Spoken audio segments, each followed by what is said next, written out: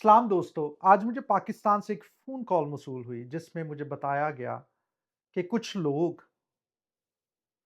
से पैसे लेकर उन्हें कनाडा ले जाने का दावा कर रहे हैं और वो कनाडा से आए हुए हैं।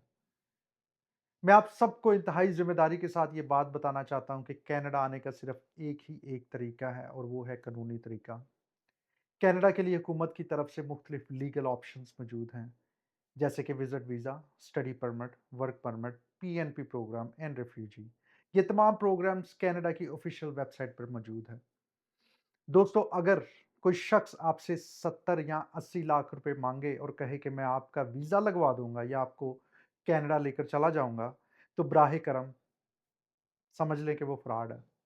ऐसे लोगों के झांसे में हरगिज़ ना आएँ, क्योंकि बाद में ना आपको वीज़ा मिलेगा और ना ही आपके पैसे वापस मिलेंगे।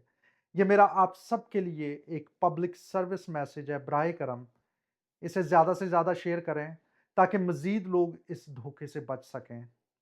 अपने बच्चों का मुस्तकबिल महफूज करें, पैसे किसी फ्रॉडिये के हवाले ना करें।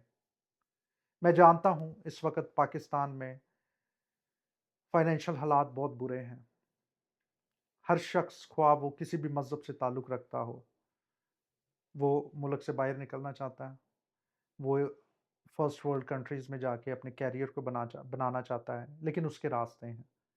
उन रास्तों को इख्तियार करें, किसी फ्रॉडिये के हाथ ना चढ़ें। शुक्रिया।